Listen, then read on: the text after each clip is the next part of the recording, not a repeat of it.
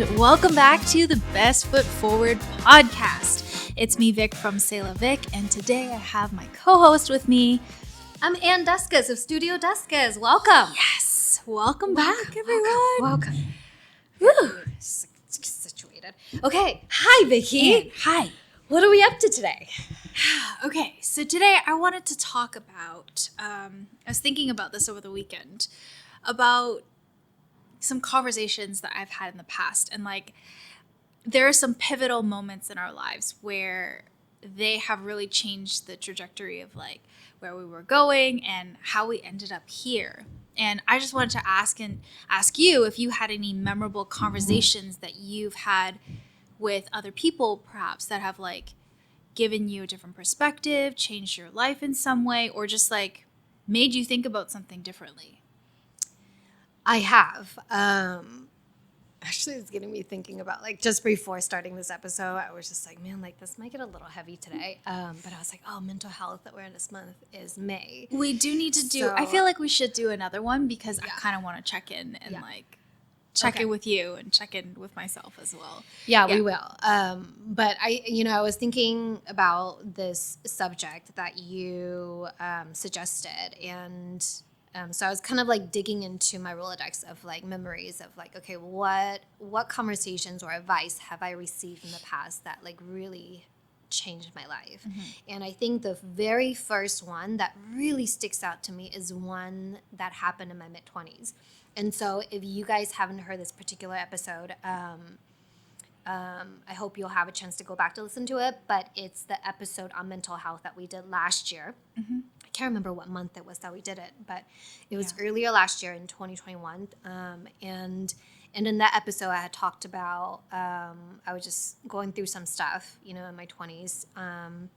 Pretty much like from the beginning of my 20s to like the latter part of my 20s. And so this particular conversation happened like, towards, like more like my mid 20s. And this was with my therapist. Okay. So I was like severely depressed, and I was seeing a therapist weekly, and some of the stuff that I was dealing with is family related. Mm-hmm. And I don't know why there is sort of this level of responsibility that we have as, maybe as children or as a daughter or as something, as a contributing member to a family unit, mm-hmm. That I felt like I needed to be a part of the solution. Like I needed to help, even though it wasn't really my problem. Mm-hmm. And I think the reason why I was depressed for so long was because and I learned this through my therapist, that I was sort of bringing upon myself like that I needed to help these people solve their issues. And my therapist, as she was like, again, I was working with her for a while, and she really had a good grasp on what I was struggling with and where it was coming from. And I remember the session that really like helped me like break through, mm-hmm. And like snap me out of it was when she put it very simply and said to me, Ann, that's not your responsibility. But then it's like, I know it sounds so simple, but it was like exactly what I needed to hear in that moment, because I didn't cause the issue. Mm-hmm. I didn't cause whatever happened between, my family members.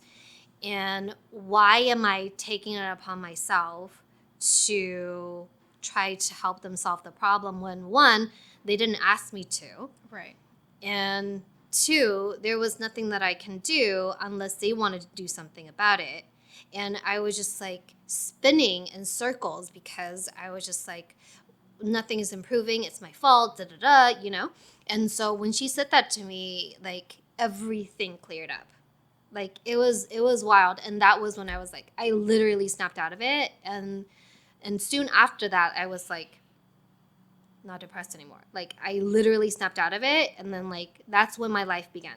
Interesting. So it was one session, one very special session. Yeah. And a simple phrase, really, that kind of woke you up a little bit, or like opened your eyes to the reality of the situation. Is like, it doesn't have to be as complicated as you're making it. None of this is your responsibility. You don't have to take all of this onto your shoulder. Yeah.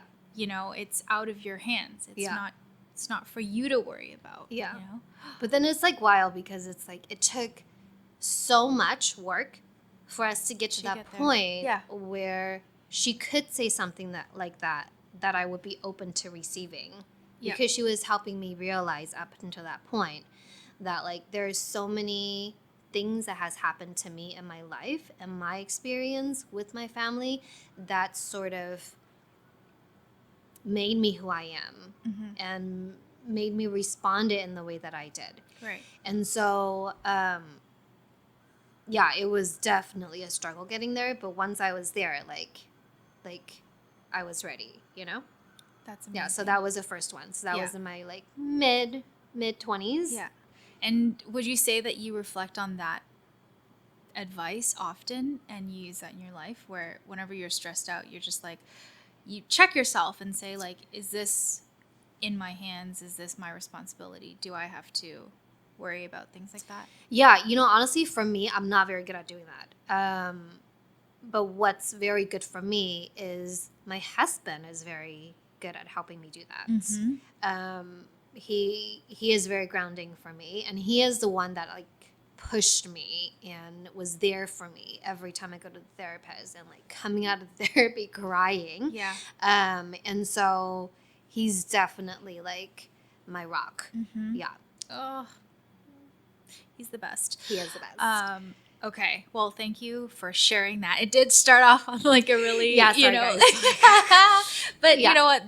Those are the things that's crazy. And personally, I've never been in therapy, and to hear you say that, and to hear that, you know, it's made such a huge difference in literally like taking you out of depression is crazy to me. Yeah. You know, and it just goes to show how important it is to be able to have somebody, or, you know, somebody there for you to discuss this with, because that's such a huge support. So, whew, okay. Yeah. Okay. So I've got a couple of conversations that kind of are embedded in my mind, and I'm trying to think chronologically about some of these. One of them that's kind of, I'll start quite small. So when I was in, I think I was still in maybe first or second year at university, I had this, and we talked about this recently, but I had this secret that I kept inside of me, that I really wanted to study cardiology.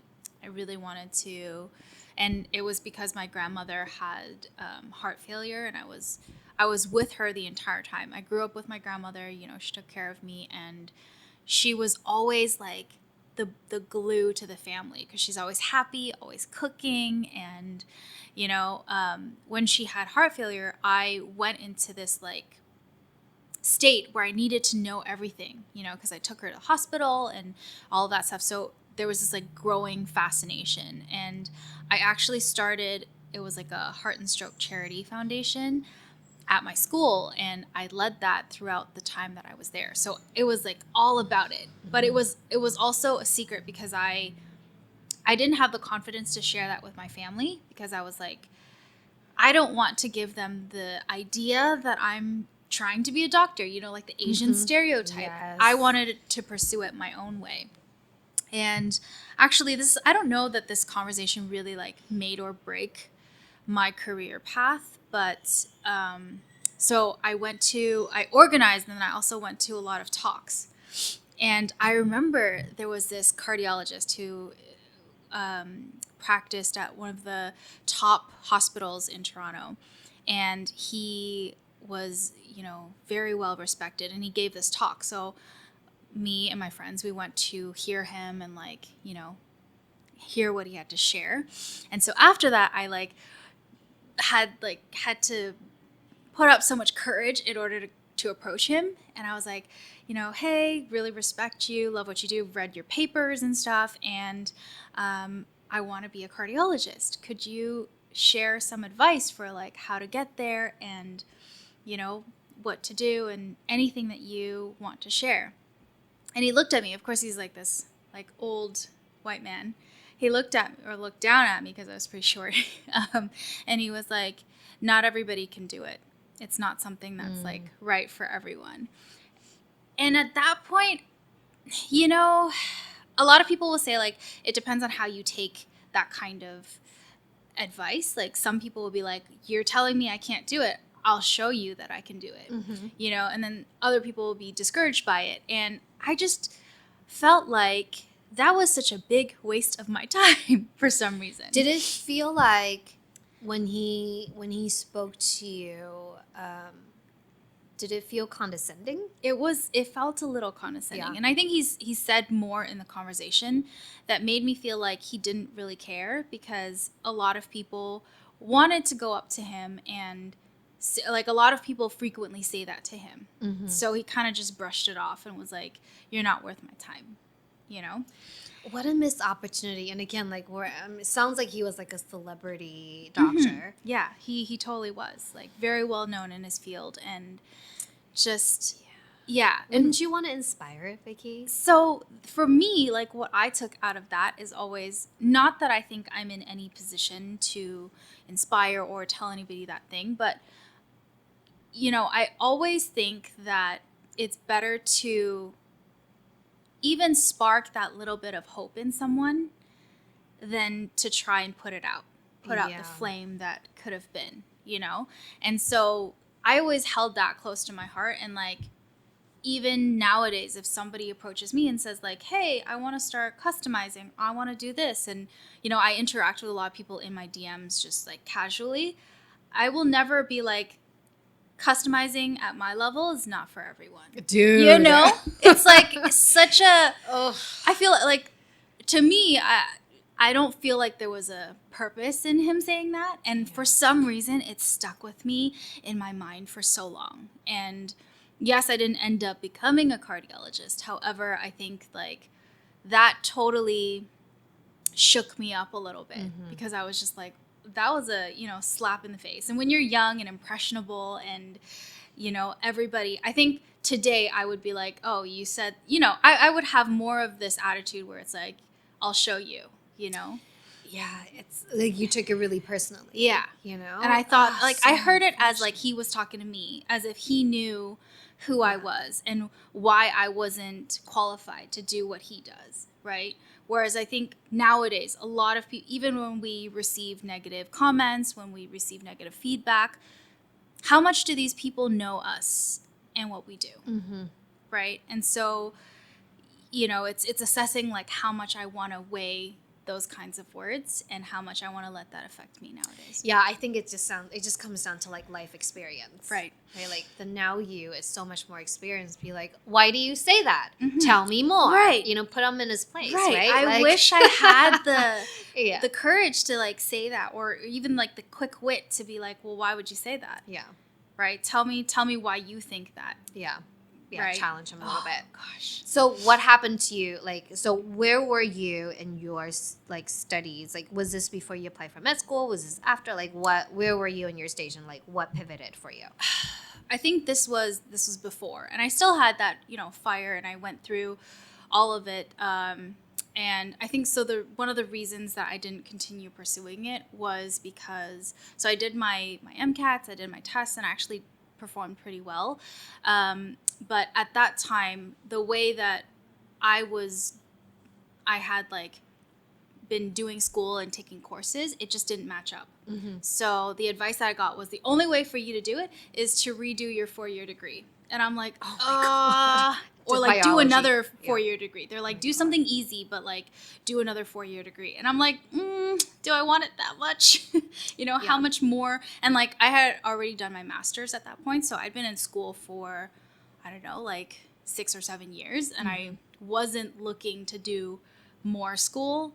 And so I had to actually give up on that dream. But I think it haunts me a little bit because I remember that conversation so much, and I remember the feeling of somebody telling me that I can't, and I didn't end up doing it. And so I hold that pretty close to my heart. So when you hold that pretty close to your heart, like how does that affect your decision making when you do need to make like sort of like a big decision, like life decision? And that like sort of leans into another conversation that I've had because, and I know that a lot of people go through this because the number of pre-med or like people that want to be doctors and Asians that want to be doctors, like there's so many. Yeah.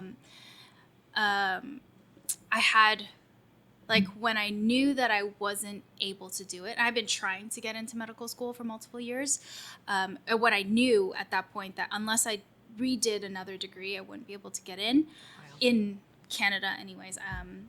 That like I was a little bit depressed, I would say, and upset. Like I wasted so much money, so much time to try and chase this dream. I was doubting myself. Like this guy had told me, it's not made for everyone. It's probably not made for you. What do I do with it? And it was my partner who told me, who was like, you can't allow this to, like, this isn't the be all end all. Just because you couldn't go in one direction doesn't mean that your life is over.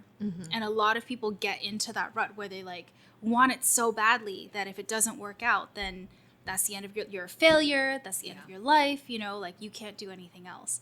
And it was like, again, it was like that simple message that was like, this isn't the end of you. You need to pick yourself up where you fell and go in a different direction that might actually work for you. Yeah, like this doesn't define you. This doesn't, exactly. Yeah. Just getting into medical school doesn't define you. The fact that you didn't get into something doesn't make you a failure or stupid or whatever, Yeah. I love that. Like I think about that all the time, and I think like yes, whatever you're doing, if you're not happy with it, if it brings you down, it makes you upset, like you have to remember, I know it's so simple, but like you have to remember, like none of that defines you. Like Right. you can change the outcome. Right. You just have to put in the work. Right. Yeah. And I think like that was my fear of failure Yeah. too. It really embodied it because I thought that if I didn't get in, that would be the end. That would be, no chance other than that for success. Yeah. And so and when I was told that, where it's like, don't let this define you, it made me remember like that I could do other things. It wasn't, that's not it. Like my life is not over when I'm like 20 something, Yes. So young. Yeah. So young. And you can do something completely different and still be successful at doing it. Yeah. Yeah. I love that. Okay, guys, remember, listeners. Yeah. Well, thank you for sharing that. Yeah.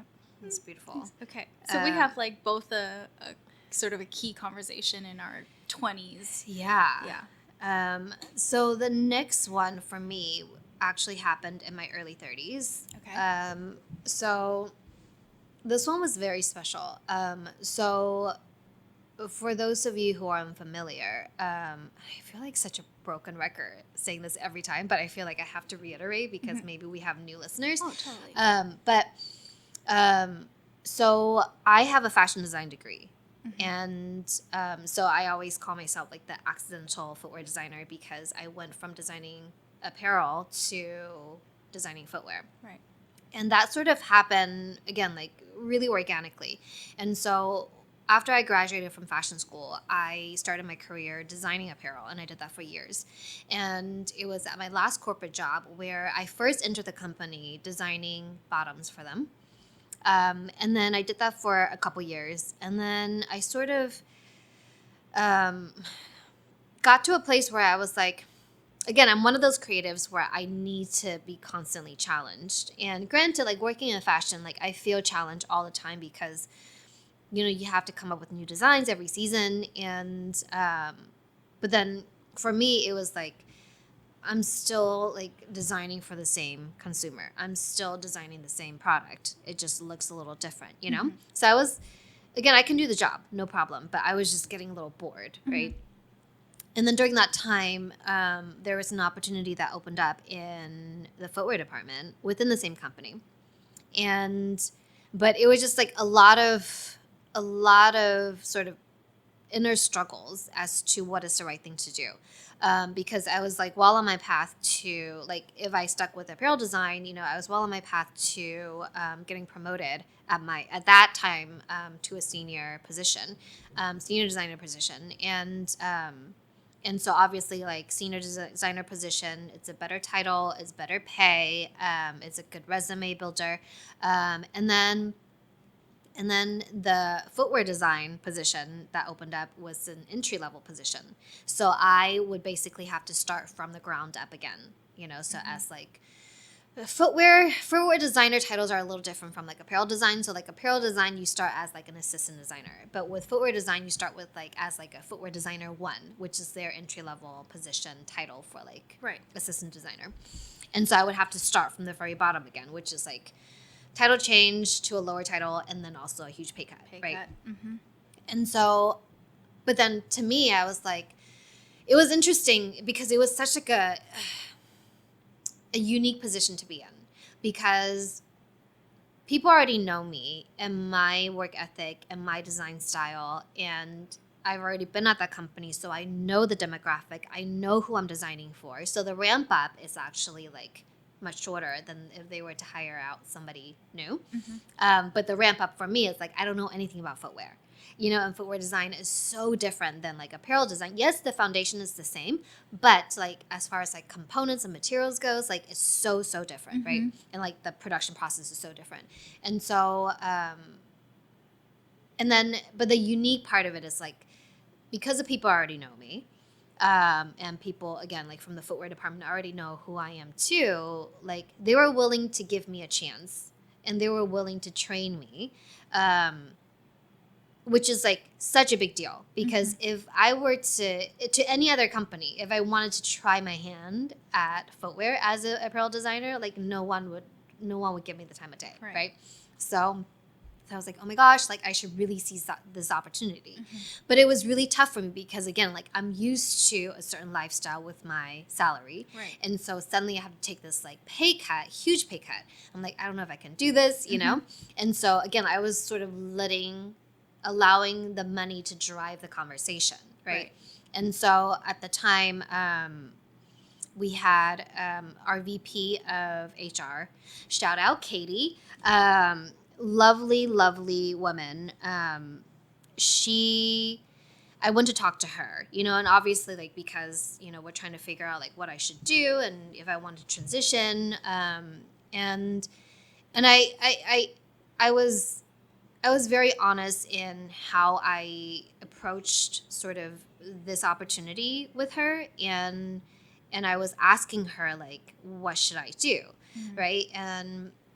And she obviously is a very wise woman.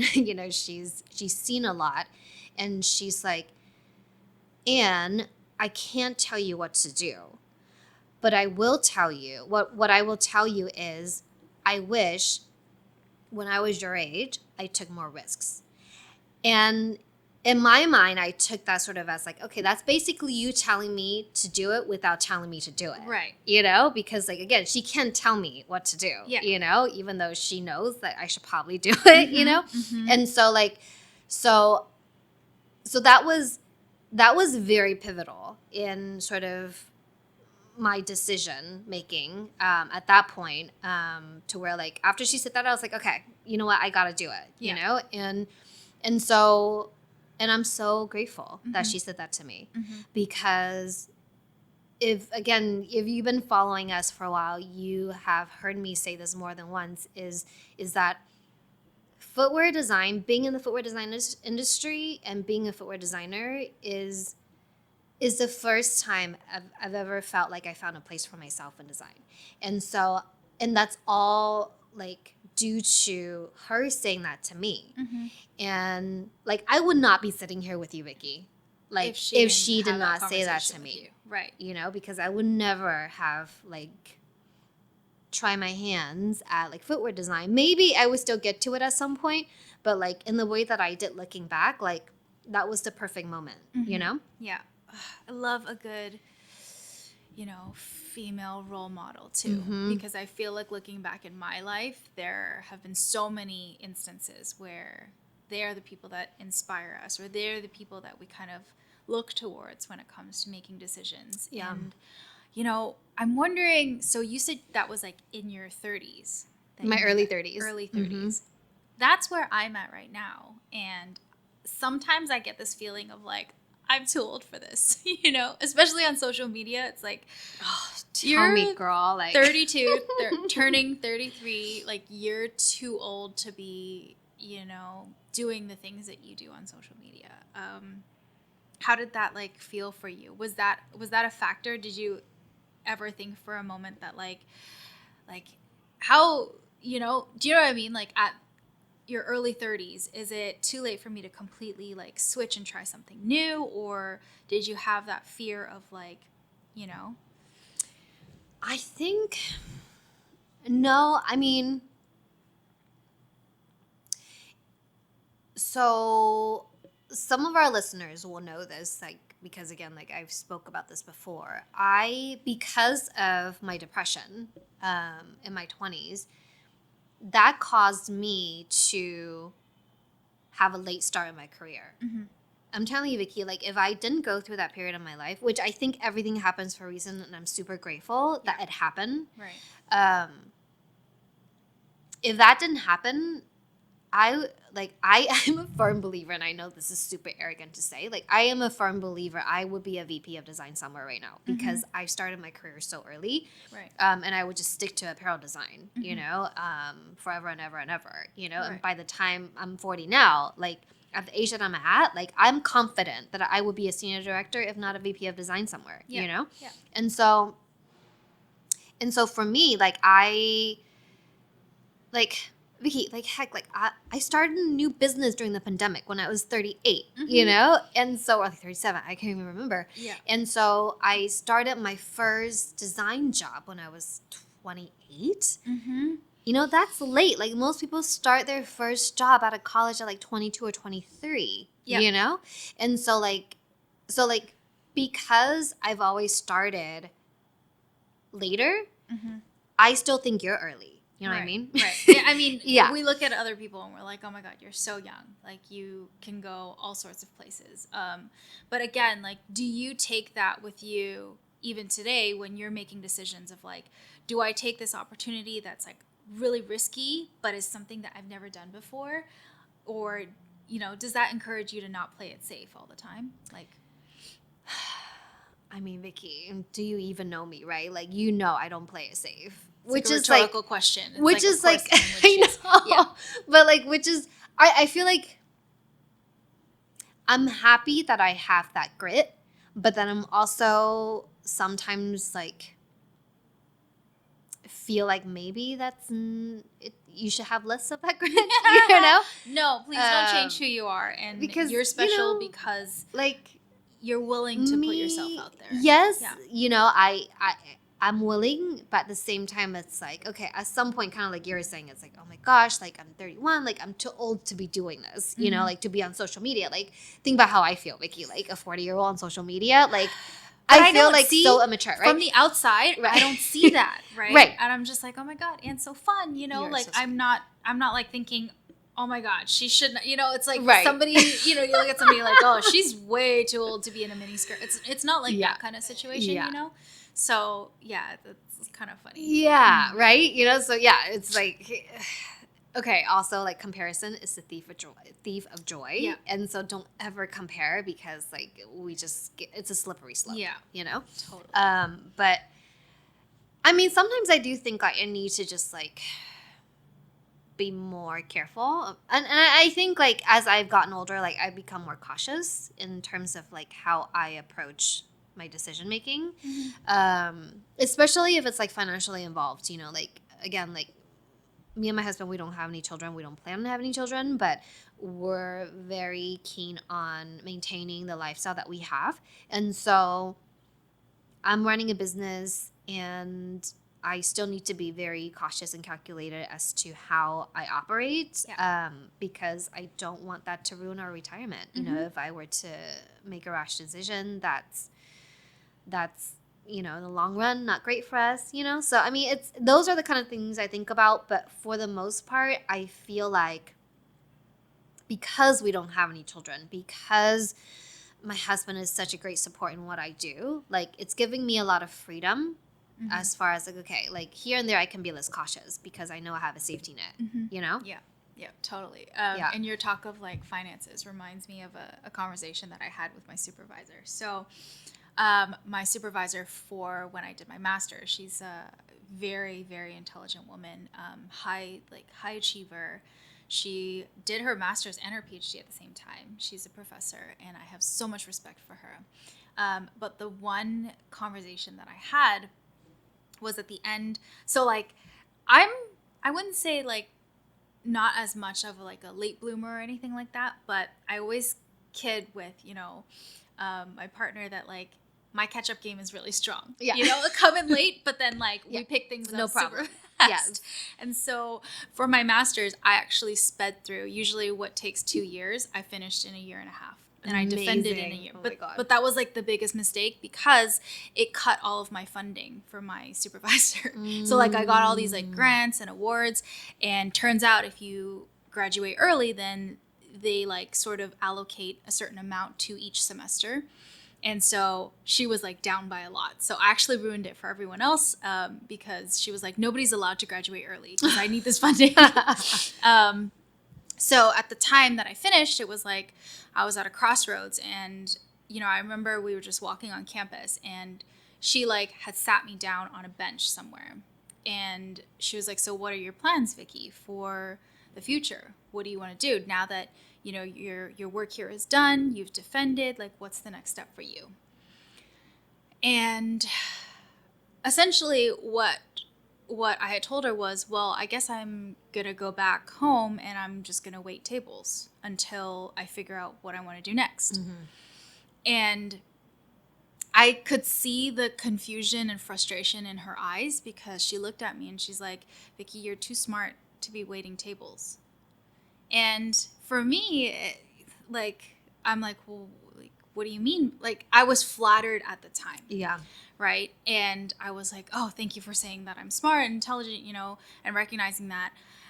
And so what actually turned out from that situation was she offered me a researcher position at the microscope center. So, I was already trained in using, some of the fancy microscopes, and I knew how to do the work. And she's like, okay, well, I'll pay you to I'll hire you to work as a technician.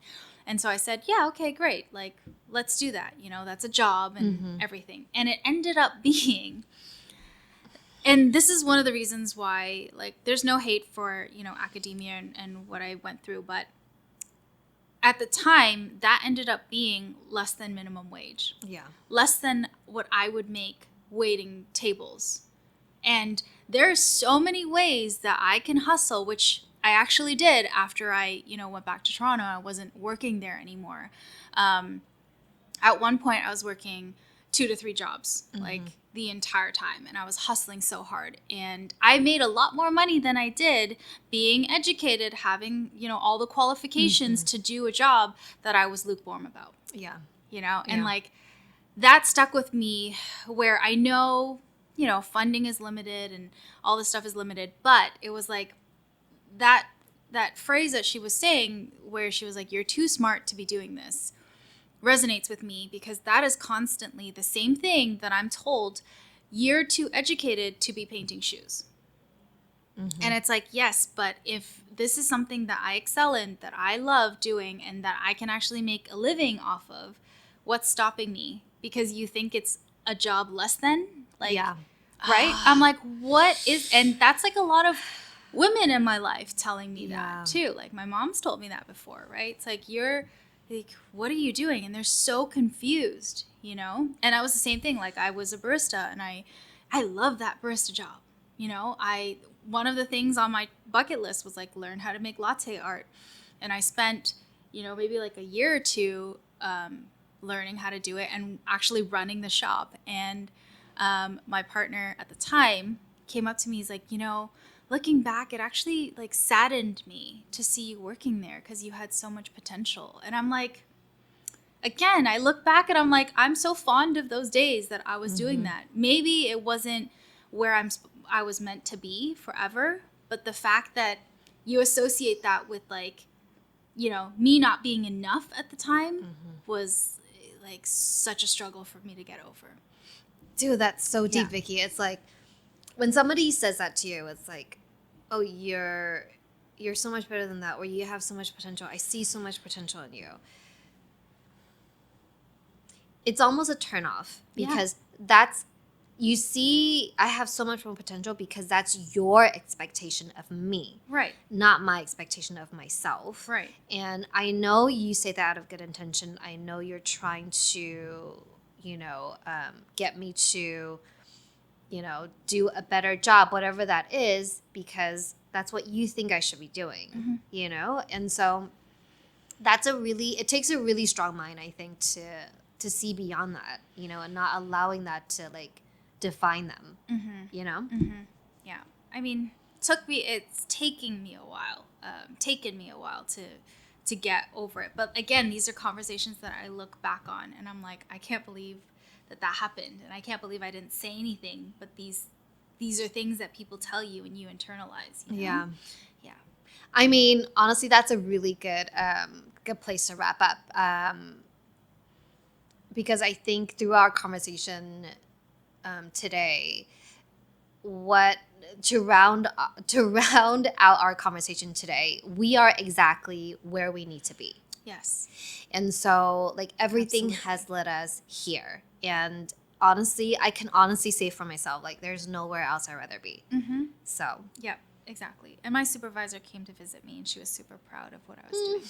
So it came full circle. Full circle. And love a good full circle we're happy, moment. honestly, happy where we are and happy with what we're doing. That's the most important thing. Yeah. And that is with your support. So we are super grateful for you. Thank you for being here so today much. and joining on this, actually, what turned out to be a lot more serious I thought it was going to be like a, you know, like inspiring motivational talk. But yeah, it was a little bit deeper. Get to know Vicky and Ann. But yes, thank you so much for tuning in today. If you like this episode, please like, subscribe, and give us a rating. It really helps other people find our podcast. Yes. Thank you so much. Until next time.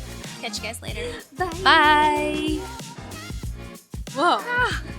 Wait, how did that get so deep? We started out with just like... Right. So I thought it was like we were going to, you know, keep going with all the... Oh no. It was